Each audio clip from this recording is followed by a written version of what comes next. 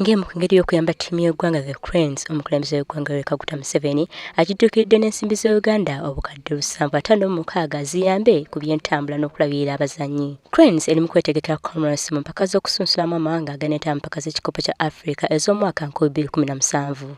Okusinziira ku mwogezi w'ekibiina ekiddukanya omupiira mu ggwanga FUFA, Ahmed Hussein, obuyambi bwa pulezidenti bujjidde mu budde ttiimu esinga okubwetaagira. Obubaka obwatuusira olunaku olwajjo era abazannyi bamanyi omukulembeze w'eggwanga Yoweri Kaguta Museveni yatuwadde essente ezo era n'abazannyi bonna bagenda okuba nga basamba nga bamalirivu nga bulijjo bwe basamba. Ttiimu eno esitula ku Lwamukaaga ku ssaawa 4 ez'okumakya ng'omupiira gwakusambibwa ku Lwamukaaga luno. Mu ngeri y'emu, akalulu ka liigi ya FUFA ey'abali wansi y'emyaka 17 kakwatidde ku kitebe ky'FUFA e Mengo.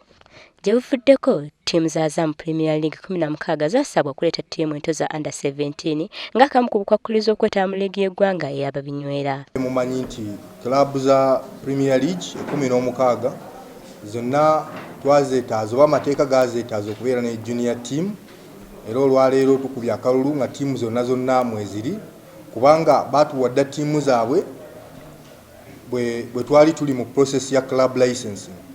Era leero akalulu kakubiddwa buli ttiimu etegedde weegwa. Obululu bukwatibwa ku ttiimu 16 zokka okuli SC Villa, Express, Maroons n'endala. Liigi y'abamusaayi muteeno esuubira okutandika mu makkati g'omwezi guno. Olivia Nakate, WBS TV, Mengo.